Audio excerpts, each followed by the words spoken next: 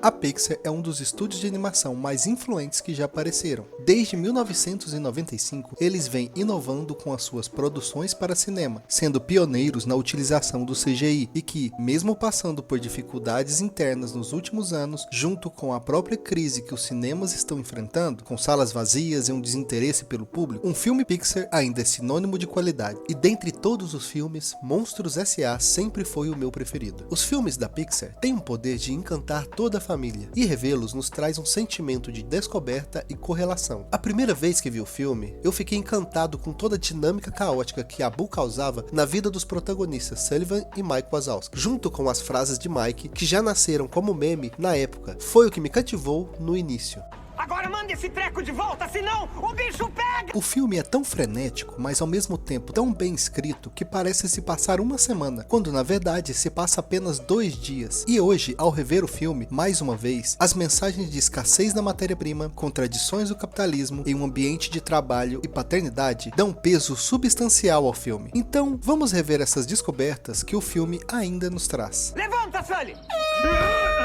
O filme se passa na cidade de Monstrópolis, uma cidade fictícia habitada por monstros e que é alimentada pela energia gerada por gritos de crianças humanas. Crianças essas que, além de estarem perdendo cada vez mais o medo dos monstros, também nos é informado que elas são altamente tóxicas para eles, e para isso existe um protocolo de segurança altamente rigoroso. Na fábrica Monstros S.A., chefiada pelo Sr. Walter News, os funcionários empregados no cargo de assustadores vão para o mundo humano, atravessando portas que dão acesso ao quarto das crianças para assustá-las. Nossos protagonistas são Sully e Mike, uma dupla de assustadores, sendo Sully a estrela que vai assustar as crianças e Mike seu assistente, que ajuda com as partes burocráticas, como relatórios, escalas e rotina diária. Gêmeos, no beliche!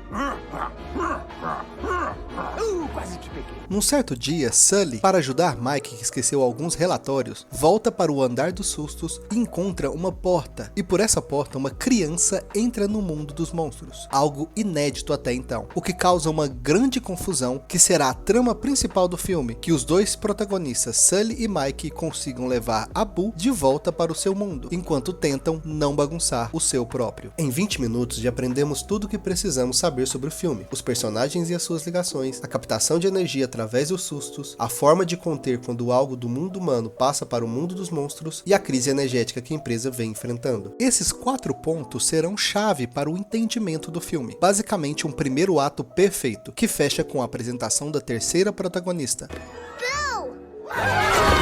Uma criança humana que é um risco para os monstros. Mas Boo não é apenas isso. Ela também é uma ferramenta que nós encontramos em vários dos filmes do estúdio, dentro da famosa Jornada do Herói. Capítulo 1. Jornada do Herói. Em 1949, o escritor e mitologista Joseph Campbell lançava a sua obra-prima chamada The Hero with a Thousand Faces, conhecido no Brasil com o nome O Herói de Mil Faces. Nesse livro, Campbell estrutura a sua teoria do monomito, ou Jornada do Herói, onde ele faz um estudo dentro de várias mitologias. Ele encontra uma estrutura semelhante, que perpassa pela maioria das lendas durante milhares de anos. Ele separa essa estrutura em 12 estágios, usando como exemplo histórias de Osíris, Shiva, Prometeu, Buda, Moisés, Jesus e vários outros. Nem todas as mitologias possuem todos os 12 estágios, ou até mesmo seguem a ordem proposta por Campbell, mas analisando-as, vemos as semelhanças nessas histórias. Após o lançamento do livro e junto com o avanço da cultura pop, a jornada do herói se torna cada vez mais evidente, surgindo o questionamento se histórias como Star Wars, Harry Potter, Matrix, Homem-Aranha e várias outras são apenas um copia e cola do livro de Campbell, perdendo assim o valor dessas histórias. Bom, os filmes têm muito mais a ser analisado do que a sua estrutura de roteiro, e mesmo dentro desse modelo existem várias formas de se contar uma história. No início dos filmes da Pixar, os protagonistas são mostrados em um mundo em que muitas vezes eles se encaixam perfeitamente, como Woody, que é um brinquedo e líder dos demais, que vivem juntos no quarto do Andy, em um mundo onde brinquedos têm vida, mas escondem isso dos humanos. Relâmpago McQueen é um carro de corrida famoso, em um mundo em que todos os seres vivos são carros, e o Senhor Incrível é o herói mais famoso do mundo, em que pessoas com superpoderes existem, e assim por diante. Temos também alguns exemplos de personagens que não se encaixam no mundo, por se sentirem desconfortáveis nele, mas mesmo assim eles buscam, da sua maneira, fazer parte do seu grupo. Flick, em Vida de Inseto, não quer mudar a forma de vida das formigas, ele deseja aprimorar a colheita. Marlin é um peixe palhaço que, depois de viver um trauma no passado com sua família, onde apenas ele e um de seus filhos sobrevive, tenta dar-lhe uma vida em um mundo que ele não só sabe o seu lugar, como também sabe que está na base da pirâmide. Então, depois de sermos apresentados ao mundo desses personagens, tem o famoso chamado para a aventura, o segundo estágio da jornada do herói. Mas, nos filmes da Pixar, esse chamado é muitas vezes um acontecimento externo, ou seja, os personagens não trabalham ativamente para alterar o mundo, mas algum acontecimento os força a furar a sua bolha e conhecer uma vida diferente da que eles conheciam. E só essa pequena alteração já permite a história fugir do conceito de escolhido, quando o personagem sabe que possui um potencial adormecido dentro dele e anseia pela aventura. De todos os casos, o meu preferido é em Monstros S.A., onde o acontecimento externo é a entrada da personagem Boo, o que difere dos demais exemplos. Primeiro que Boo, apesar de ser uma criança que ainda não fala, é um personagem que irá interagir durante todo o restante do filme. Eles não estão descobrindo um mundo novo em uma aventura depois de furar a bolha. Eles estão enxergando que estão dentro de uma, vendo algo de fora que não faz parte dela. Capítulo 2. Aceitação, mudança e comunismo.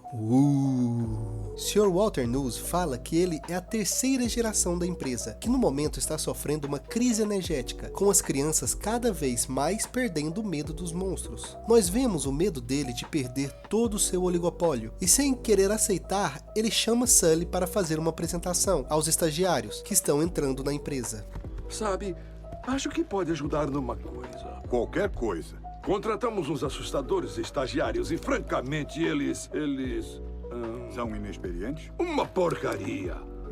Ele vê que a nova geração não consegue ser como as de antigamente, e ao fazer o pedido a Sully, ele tenta reforçar os costumes antigos que, em sua visão, é a culpa de todo o enfraquecimento que a empresa vem sofrendo, buscando o conservadorismo, que para ele é a única forma certa, pois foi com ela que a empresa se tornou tudo o que ela é. De início, Sully aceita fazer a apresentação, pois ele via o Sr. Walter Nuss como uma figura paterna, mas depois de passar um dia inteiro com a Boo, ele já estava em conflito consigo mesmo e não sabia mais quem ele era. No momento que temos a cena na qual, mesmo desconfortável, ele aplica o susto no simulador de sustos, por estar sendo forçado pelo Sr. Walter Nuss, a Boo, que estava disfarçada de monstro, vê a cena e começa a chorar, fugindo assim de Sully. O Sr. Walter Nuss descobre que ela é uma criança humana e decide tomar a atitude de exilar Sully e Mike pelo bem da empresa, escondendo o escândalo mediático que poderia acontecer, mantendo o status quo de seu mundo. Senhor, essa não é a porta dela. Sente isso. Sente isso. É a de vocês.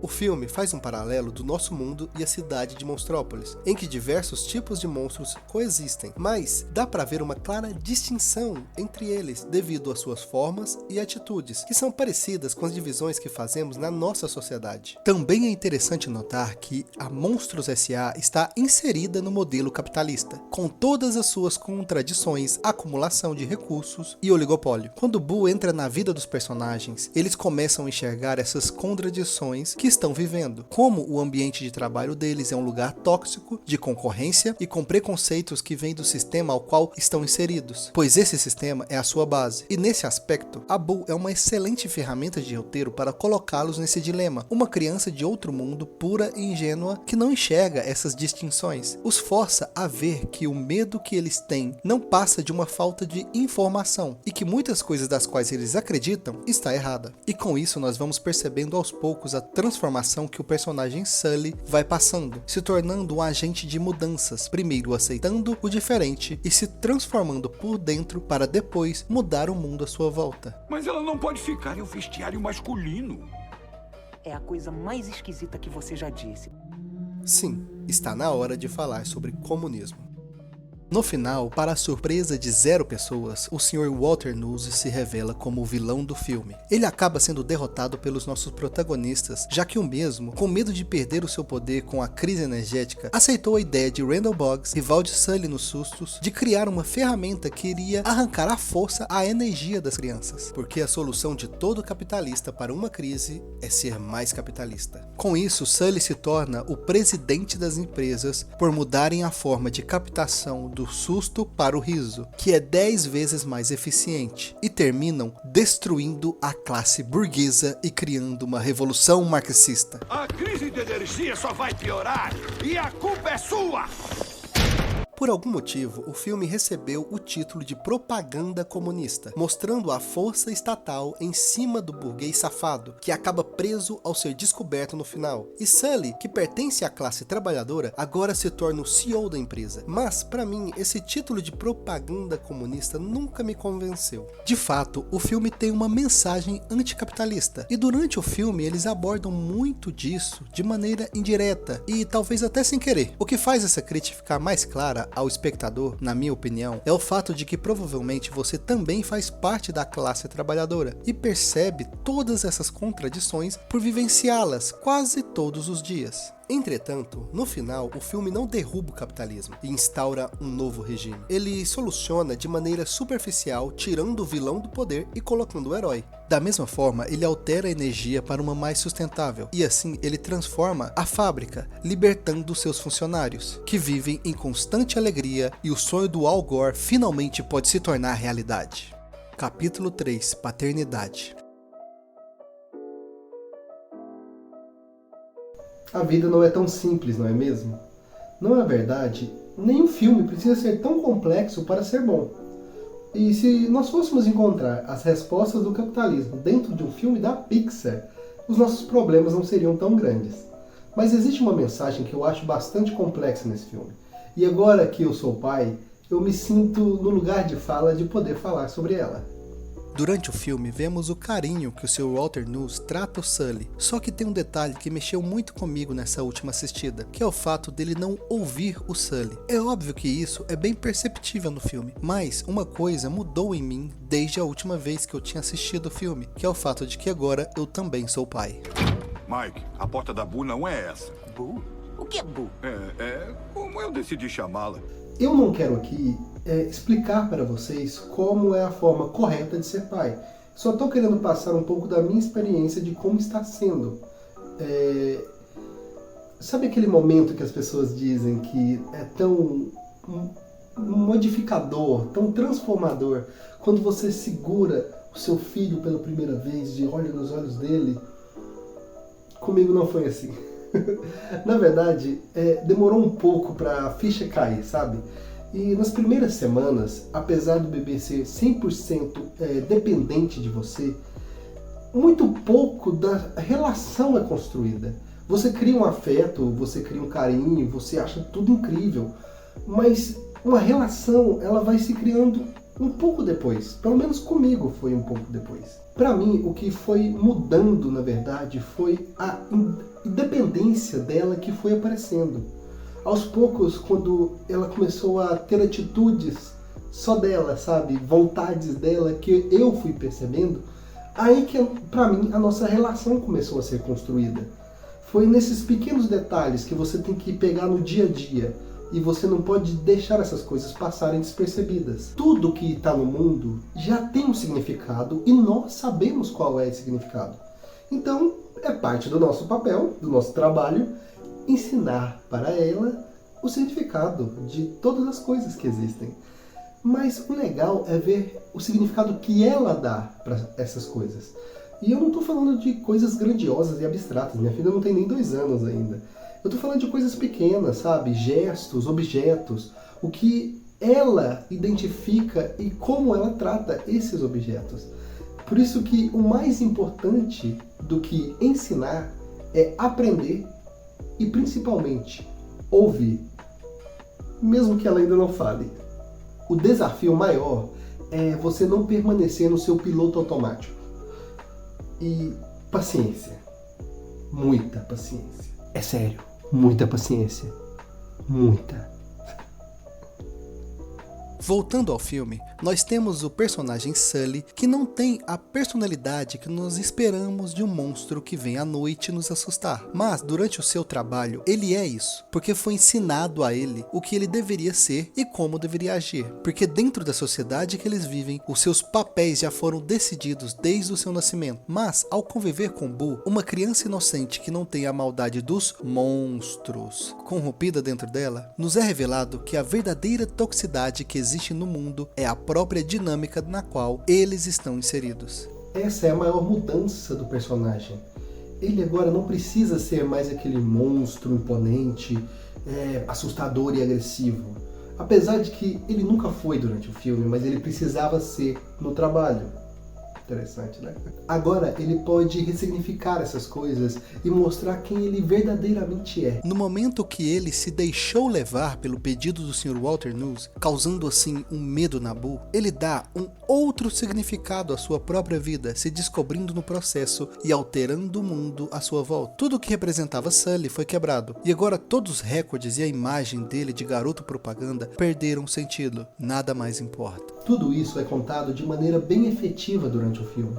Vemos os arcos dos personagens serem mostrados, trabalhados e conduzidos para um outro ponto de maneira bem coerente do que eles são apresentados durante toda a obra. Todos os personagens principais recebem uma justificativa de como eles agem de acordo com o ambiente que eles estão inseridos.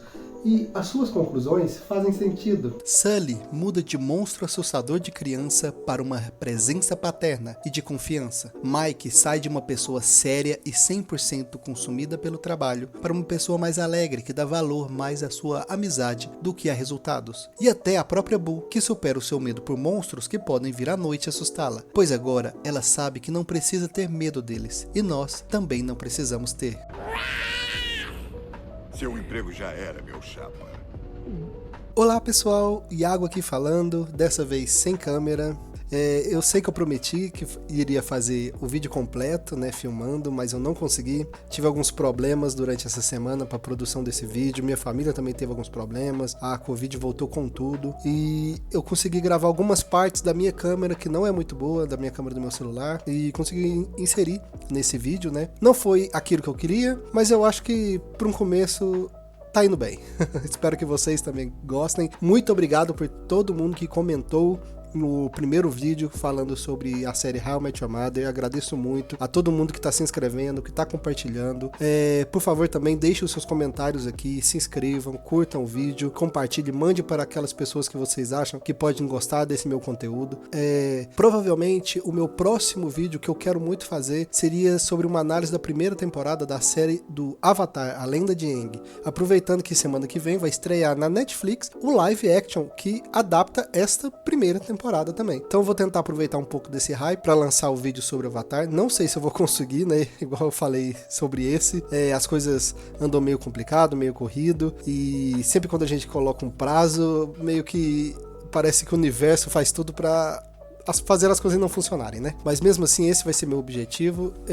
Muito obrigado novamente por todo mundo que está se inscrevendo, por todo mundo que também está curtindo o meu conteúdo de shorts que eu tô lançando. Tô conseguindo lançar esse mês toda segunda e quinta-feira. Não deixem de acompanhar esse conteúdo também, que é muito legal. E mais uma vez, obrigado. Tchau!